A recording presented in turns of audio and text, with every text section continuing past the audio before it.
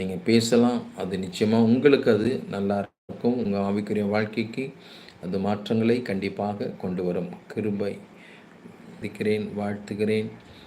ஸ்தோத்திரம், ஸ்தோத்திரம், ஸ்தோத்திரம் ஐயா. என்னோட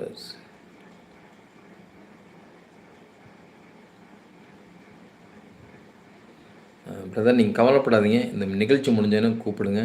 உங்களுக்காக நான் ஜெபிக்கிறேன். கண்டிப்பாக தேவன் உங்களுக்கு உதவி செய்வார். உங்கள் வாழ்க்கையில் இருக்க எல்லா போராட்டங்களையும் என் ஆண்டவர் கண்டிப்பாக மாற்றுவேன் என்று வாக்கு பண்ணுங்க. ஓகே, பலத்தை குறித்து நம்ம பார்த்தோம். அடுத்தது நம்ம பலவீனங்களை குறித்து நம்ம இப்போ பார்க்க போகிறோம். என்னென்ன ஆவிக்குரிய பலவீனங்கள் இருக்கிறது?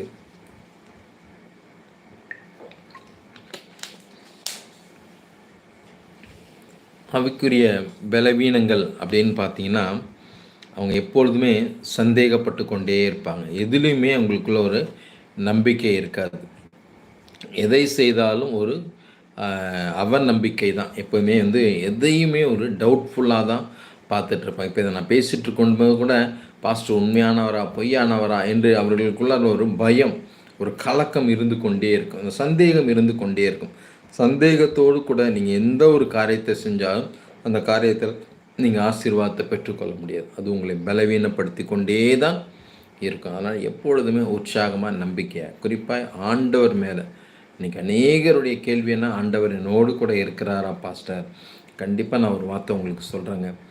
தேவன் உங்களோடு கூட இருக்கிறார். அதனால தான் எல்லா ஆவிக்குரிய நிகழ்ச்சிகளையும் உங்களால் பார்க்க முடிகிறது, ஆவிக்குரிய காரியங்களை பேச முடிகிறது, தேவனோடு இணைந்து இருக்க முடிகிறது, ஊழியக்காரர்களோடு பேச முடிகிறது, ஊழியத்தை செய்ய முடிகிறது.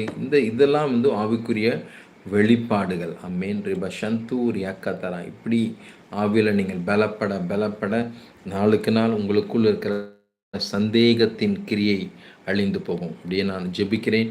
இப்போ அந்த சந்தேகப்படுகிற ஆவியை இயேசுவின் நாமத்தினாலே பிள்ளைகளை விட்டு வெளியேற, ஆவியை இயேசுவின் நாமத்தினாலே நான் கட்டி ஜெபிக்கிறேன். இப்போ அந்த அவிவிசுவாசத்தின் ஆவி இப்பொழுதே விலகி ஓடட்டும் என்று இயேசுவின் நாமத்தில் நான் கட்டி. அடுத்ததாக பார்க்குறோம் ஃபியர், பயம். எப்பொழுதும் பயம்தான். எதை சொன்னாலும் எவ்வளோ பலப்படுத்தினாலும் பயம் அவங்கள விட்டு வெளியவே போகாது. ஏன்னா வேதம் சொல்கிறது, பயந்தீங்கன்னா ஒன்றுமே செய்ய முடியும். விசுவாசி பதறுவது இல்லை, அவன் பயப்படுவது இல்லை, எதை பார்த்தும் பயப்படுவதில்லை. யோசுவாவை பார்க்குறோம்.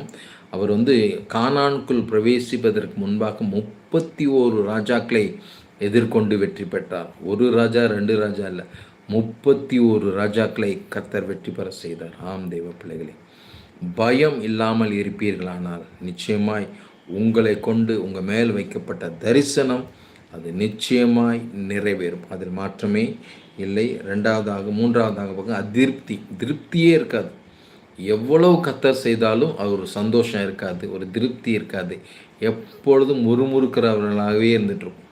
எப்படி இஸ்ரவேல் ஜனங்களுக்கு அந்த வானத்தின் மன்னா ஒரு அதிருப்தியை கொடுத்ததோ, அதே போல் இன்று அநேக கிறிஸ்தவர்களுக்குள்ளார ஒரு திருப்தி இல்லாத சூழ்நிலைகள். இதெல்லாம் வீக்னஸ், ஆவிக்குரிய பலவீனங்கள் என்பதை நீங்கள் உணர்ந்து கொள்ளுங்கள். அடுத்ததாக பார்க்கணும் டிஸ்ட்ராக்ஷன். நம்ம கவனச்சிதறுதல். ஆண்டவரையே முழுமையாக நம்புறது கிடையாது, எல்லாவற்றையும் நம்புறது. 10 இடங்களுக்கு போகிறது, இல்லை 10 ஊழியக்காரர்கள்ட்ட ஜெபிக்கிறது, இல்லை 10 தீர்க்கதரிசிகளை பார்த்து ஜெபிக்கிறது. இதெல்லாமே ஆவிக்குரிய பலவீனம். ஆண்டவர் உங்களோடு கூட இருப்பாரே, ஆனால் நீங்கள் முழங்கால் போட்டு ஜெபிக்கும்போது ஆவியானவர் உங்களோடு பேசுவார், வார்த்தையினால் பேசுவார், வசனத்தினால் அவர் பேசுவார். பேசும்போது உங்களுக்குள்ள ஒரு தைரியம், நம்பிக்கை வரும். ஆமீன். இல்லைனா ஏன்னா 10 ஊழியக்கார்ட்ட பேசுனீங்கன்னா 10 ஊழியக்காரங்க 10 விதமாக பேசுவாங்க. ஒருத்தர் சொல்லுவாங்க, உங்களுக்குள்ளார பில்லி சூனியம் இருக்குது, ஏவல் இருக்குது. ஒரு அம்மா நேற்று யூகேலேருந்து கூப்பிட்டாங்க, பாஸ்டர் இந்த பரிகாரம் பண்ணால் இந்த செய்வினை கட்டுகள் மாறிடுமா அப்படின்னு சொல்லி எங்களுக்கு ஒருத்தவங்க சொன்னாங்க. நாங்கள் கிட்டத்தட்ட நிறைய பணம் செலவு பண்ணோம் பாஸ்டர் அப்படின்னு சொல்லி. நான் சொன்ன வார்த்தை, அம்மா நீங்கள் பரிகாரம் பண்ணனாலாம் செய்வினையும் மாறாது, சாபமும் மாறாது, பாவமும் மாறாது. நீங்கள் எப்பொழுதும் முழுமையாய் உங்களை ஒப்பு கொடுக்கிறீர்களோ அப்பொழுது தான் உங்களுக்கு விரோதமாய் செய்யப்பட்டிருக்கிற எல்லா மாந்திரிகத்தின் வல்லமைகள், செய்வினைகளின் வல்லமைகள், இப்போ பில்லி சூனியத்தின் வல்லமைகள் மாறும் என்று அவர்களோடு பேசும்போது அவர்கள் கண்டிப்பாக பாஸ்டர் நாங்கள் எங்களை முழுமையாய் அர்ப்பணி